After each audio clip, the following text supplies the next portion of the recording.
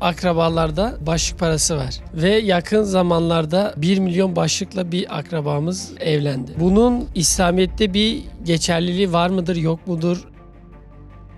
Mehir verilmemiş ve borçlusun taraflardan birisi, gelin veya damattan birisi ölürse ne olur? Şimdi mehri hep altın diye konuştuk da ben bazen duyuyorum umre isteyenler oluyor, hac isteyenler oluyor. Bunu nasıl değerlendiriyoruz? Kadınlar kocasından zengin hale gelebilirler mi? Servet sahibi olabilir mi? Örnekte olduğu gibi 100 altın mehir ile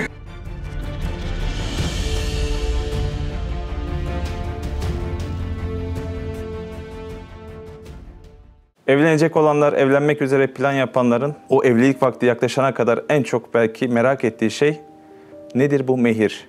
Yani mehir diye bir mesele var ve bununla ilgili bize de çok sorular geliyor. Belki sizin de çok fazla aklınızda sorular vardı. Mesela evlenmeye yakın olan kimseler var mı burada? İlk başıma kalacağım burada. Sinan. Peki bir şey soracağım. Senin aklını kurcalıyor mu mehir meselesi? Mehir meselesini abi işin gerçeği biraz çözdük. Çözdün mü? Yarısını çözdük abi. Keşke şu çekimden sonra bir daha düşünseydin. Çünkü evlenecek olan erkekler ve hanımefendiler o hesap kitabı yapmadan sakın evlenmesinler. Evli olan kimler var? Evet, mehirden geçmişsiniz hepiniz. Var mı mehirle ilgili hatırası olan? Bu iş niye bana geldi? Buradan kayınpederime selam söylüyorum. Abi mehir olayı benim çok büyük bir sırrım. Hatta şu an hayranımda hiç kimse bilmiyor. Hanım biliyor mu? Hanım biliyor mu? Ona söylemedim. Tabii ki hanım biliyor. Çünkü şöyle bir olay oldu. Şimdi biz istemeye gittik. İlk tanışma oldu, isteme oldu. İstemede kayınpeder şöyle bir oturdu. Şöyle gözlüğü var, şuradan şöyle baktı. Ondan sonra dedi ki, ben dedi hanımı isterken dedi, işte kayınbabası demiş ki sen ne kadar mehir vereceksin? Benim kayınpeder demiş ki 100 altın veririm demiş. Şimdi 100 altını hesaplayamanlar için söyleyeyim. Cumhuriyet altından 100 tane. Bu da çok ciddi bir rakam. Öyle deyince kayınpeder de şöyle bir bakmış benim kayınpederime. Onun kayınpederi yani. Velhasılı o şekilde kaynanamla kayınpederim evlenmişler. Bana da bu hikayeyi anlattı. Şimdi istemede bu hikayeyi anlatması demek ben bunu istiyorum demek oluyormuş. Sonra tabii bizim hanım da ben bunu isterim diye biraz diretti. Ben de dedim ki yani bunu ben sana şu an nasıl vereyim yani böyle bir şey ortada yok. Zaten de şimdi vermeyeceksin dedi yani. Hani ayrılana kadar vaktimiz var dedi. Bak en çok bilinen belki de yanlış. Biz de tabii iş oralara kadar gelmişken yoldan dönmedik. 100 altın. Evet. Vay 100 altın maşallah. Tebrik ederiz. Senin banka soyman lazım abi. Yani hani bir haramdan kurtulmak için başka bir haram. Sen mehrini ödedin mi? Abi tam ödeyemedik ya. Nasıl ödeyeceksin abi şimdi? Yüzde kaçı ödedin? Abi ben evlendiğimde 2014'te abi çeyrek altın 75 lira falandı yani. Oradan pay biçin. Şu an 2023'teyiz. Durumlar çok acıklı. Nasıl yapacaksın? Bilmiyoruz yani. Bugün bunu çözeceğiz biliyor musun? Bugün bu sorunun cevabını alacaksın. Abbas senin nasıl mehir olayın? Abi benim mehir olayım biraz enteresan çünkü benim eşim yabancı. Eşim yabancı olduğu için de nereliydi yenge hanım? Kırgızistan'da. Mehir mevzusuna çok hakim değildi abi. Ben çaktırmadım ama benim abla biraz fitne verdi orada. Ve imam da geldi. İmam geldikten sonra da konuşmalar başladı. İşte biraz pazarlık mevzusuna döndü. Açık arttırma oldu. Biri 10 dedi, biri 15 dedi, 20 dedi, 50 dedi. Öyle bir çıktı abi bir şeylere karar geldi. En son 50'de mukabit kaldık ama ben ucuza gittim gibi geliyor. Şimdi abileri dinleyince biraz ucuza kapattık. 100 altına göre yani evet, kârdasın bayağı. iyi. Senin mehir olayın nasıl? Benimki düğünde toplanılan altınlar vardı. Altınların bir kısmı 20-25 bin euroya tekabül ediyordu. Tabii siz Avrupa'dan. Ben direkt orada düğünde hallettim işi. Kendi hakkımı veriyorum dedin. Bak bu da aslında çok gelen sorulardan biri. Düğünde takılan takılar mehir olarak sayılır mı? Berkay senin mehir olayın nasıl? Hala mobilya borcu olabilir abi. Abi mehire sıra gelmemiş. Ben ucuza gittim zannediyordum da Abbas'ınkini duyduktan sonra dedim hani yine birazcık varmış. Benim hanım birazcık daha insaflı yaklaştı belki de hani çok istenebilirdi de evet hani çevresel faktörlere de fazla maruz kalmamıştı o süreç zarfında. Hani etrafta çünkü herkes konuşuyor şöyle iste böyle iste. 120 gram demişti. Şöyle bir şey duydum ben. Yani hanıma dedim ki ya bak bu kadar yüksek mehir ben sana nasıl öderim ya? Durumumu biliyorsun, evliliğimizi biliyorsun. Zaten yaptığımız şartlar belli. O dedi ki işte mehir dedi bir kadın boşandıktan sonra ölene kadar ona yetecek kadar para olması lazım dedi. Yani yine bir yanlış. Yani o nasıl öldükten sonraki bir yaşam tarzı? Maalesef o zamanlar hayatımızda hayalhanem olmadığından gerçekten çok doğru bilinen yanlışlar var. İnşallah bugün özellikle çok sık gelen soruları bir cihette açıklamasını yapmaya çalışacağız sizlerle beraber. Sizin de sorularınız olursa yine sorabilirsiniz. Özellikle evlenmeye aday arkadaşlar da var. Hiç evlilik gündeminde olmayan arkadaşlar da var. Onlar şu an ben niçin buradayım diye bakıyorlar. Şimdi ilk önce şunu söyleyelim, bilmeyen arkadaşlar var nedir bu mehir diye. Şimdi mehir, evlenmek için bir araya gelmiş tarafların erkeğin kadına miktarı belirlenerek ödemesi gereken para, altın, gümüş ya da mal ya da bir menfaat olarak geçiyor. Dolayısıyla İslam'a göre erkek kadına evlenirken mehir vermekle yükümlüdür. Yani aslında burada kadının hayatını, ilerideki sürecini bir cihette İslam öngörülerle muhafaza altına almaya bakıyor. Haliyle mehir baktığın zaman erkeğin kadına karşı aslında evlilikteki ilk yükümlülüğü. Şimdi mehir tabii ki daha demin konuştuk, kimse vermemiş. Niye vermemiş? Bu da soruluyor. Yani hemen mi verilmesi lazım yoksa ileride verilebilir mi? Mehir ikiye ayrılıyor. Muaccel mehir ve müeccel mehir olarak ikiye ayrılıyor. Muaccel hemen peşinen verilen mehirdir. Müeccel mehir ise ileriki zamanda verilebilen mehirdir. Peki aklınıza şu soru geldi mi ya? Bu mehrin miktarı neye göre belirlenmesi lazım? Mesela siz evlenirken hiç düşündünüz mü? Mehir, biz konuşuyoruz ya bunu, yani alt limit, üst limit var mı yok mu diye. Çevredeki fitnelere göre belirleniyor olabilir yani. O etken olabiliyor ama Hanefi ve Maliki mezhebine göre mehrin alt limiti var. Bu Hanefi'ye göre 10 gram gümüş, Maliki'ye göre 3 gram gümüş. Yani Hanefilere göre takribi 2 küçükbaş hayvana tekabül ediyor. Ama diğer mezheplere göre alt sınır yok. Peki mehrin üst sınırı var mı? Mehrin üst sınırı çizilmemiş. Hatta ve hatta bunu Nisa suresi 20. ayetten alimler baz alarak mehirde üst sınır olmaz demişler. Geçenlerde bir arkadaş sordu, ya dedi, acaba evlenirken kadınlar kocasından zengin hale gelebilirler mi? Yani bir anda servet sahibi olabilir mi? Örnekte olduğu gibi 100 altın mehir ile holding kurabilecek seviyeye gelebilir. Mehrin miktarı belirlenmemişse nasıl olur? Güzel soru. Nikah esnasında şayet miktar belirlenmemişse ya da ileride belirlenecekse hanımefendinin mehir miktarı kendisine akrabaları içerisinde müsavi olan, denk olan hanımlar baz alınarak ona göre belirlenir. Yani eltisi olabilir, görümcesi olabilir, kız kardeşi olabilir. Onların mehri baz alınarak ona göre belirlenebilir. Altına da geçen gün bir zam gelmiş kanka. Düşünüyoruz kara kara nasıl çözeceğiz? Abi şimdi şöyle bir şey var. Kadın bunu bağışlayabilir mi? Eşine veya başka bir yere bağışlayabilir mi? Evet. Bağışlayabilir mi derken yani eşi Bir kısmı... ümit daha var mı Aynen. acaba diyor yani. Sinan Çetin Derneği'ne. Bir kadın mehrini erkeğine, eşine bağışlayabilir mi? Alimler bunu da mümkün olarak görmüşler. Evet, bir kadın isterse eşine mehrini bağışlayabilir. Bir de bunun devamında şöyle bir soru daha gelmiş. Kadın dedi ki ben bağışladım. Daha sonra vazgeçebilir mi? Vazgeçebilir ama mesele ikiye ayrılıyor. Birincisi, şayet kadın mehrini teslim almış ise bunu eşine verinceye kadar o bağışından vazgeçebilir. Ama eşine teslim etti, ondan sonra tekrar geri isteyemez. İkinci ihtimal, kadın mehrini henüz daha almamış ve eşine bağışlayacak oluyor. Burada da geri dönebilir mi? Yani bağışlamaktan vazgeçebilir mi? Evet, almadığı için bağışladı.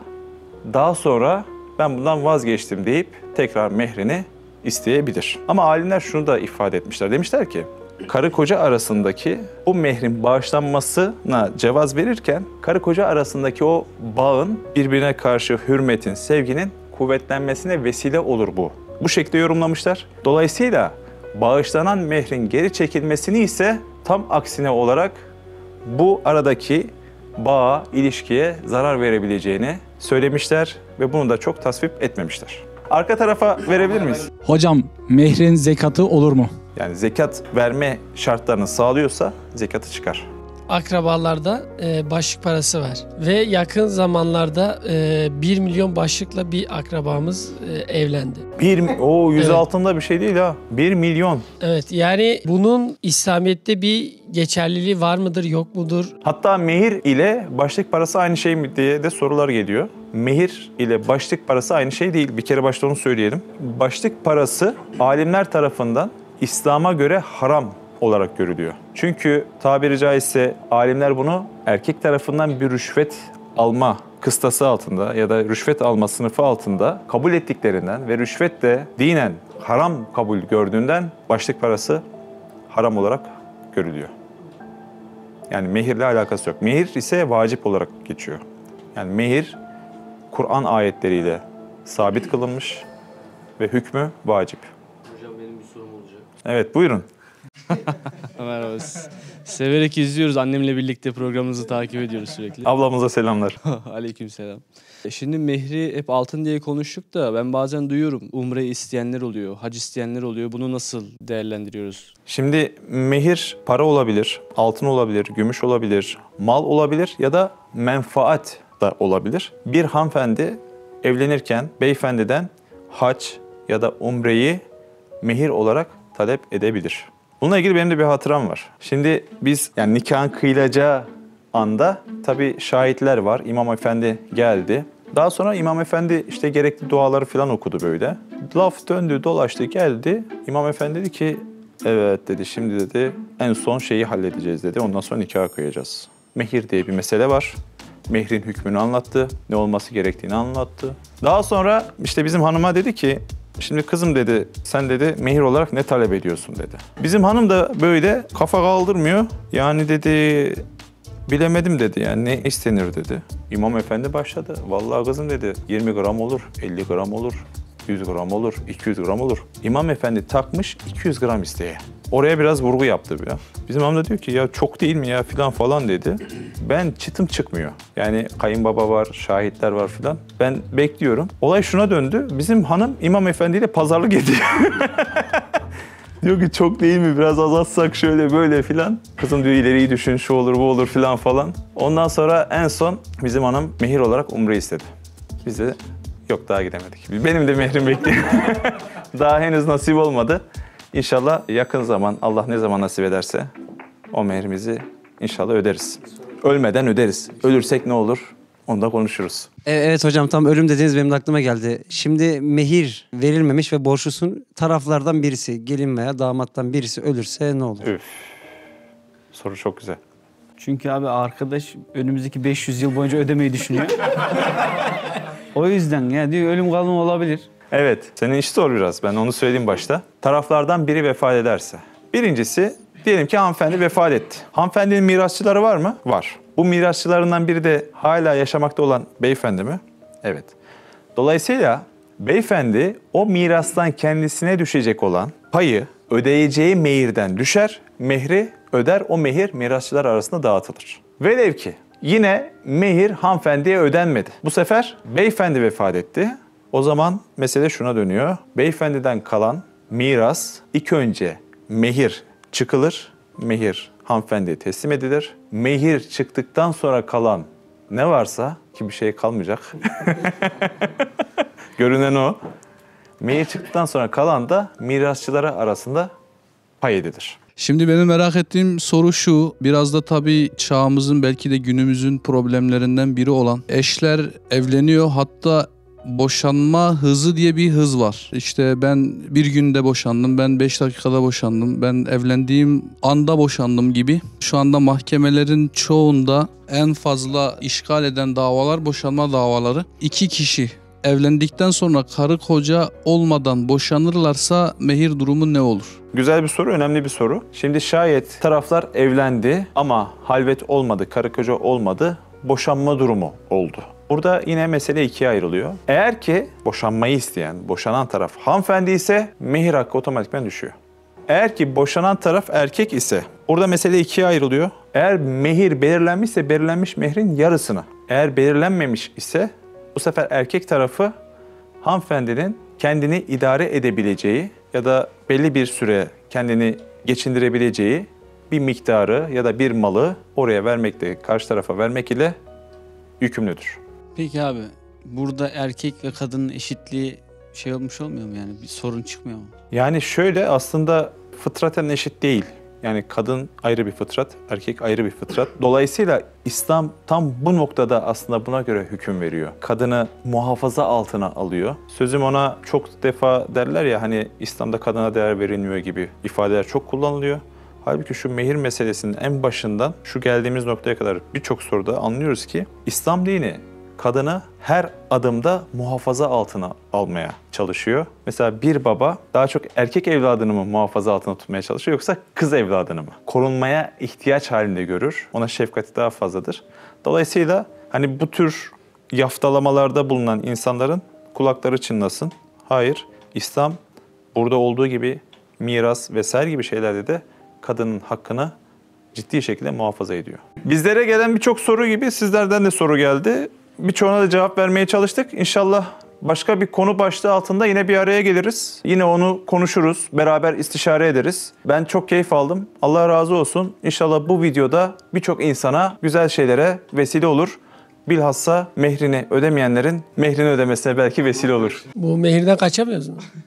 Mehirden kaçamazsın. Nehirden kaçarsın ama mehirden kaçamazsın. Mehir olmazsa olmaz bir şey. Nikahın sahih hükmü alabilmesi için mehrin konuşulması, bir şekilde belirlenmesi gerekiyor.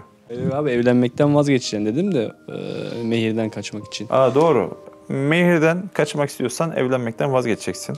Daha önce şu da soruldu. Kadın istediği kadar mehir isteyebilir mi? İsteyebilir. Ama kocasız da kalabilir daha sonra.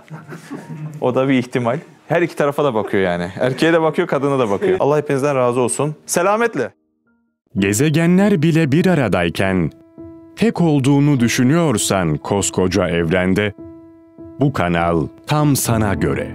Bu video YouTube kazanında kaybolmadan, senin gibi başkalarına da ulaşabilmesi için desteğe ihtiyacı var. Her abone, bir kırgın yüreğe daha ulaşmayı sağlayacak. Beğen, abone ol ve yorum yapmayı da unutma. Siz de Hayalhanem İstanbul ve diğer tüm projelerimize destek olmak için buradaki linke tıklayarak online bağışta bulunabilir veya aşağıdaki iletişim numaralarından bizlere ulaşabilirsiniz.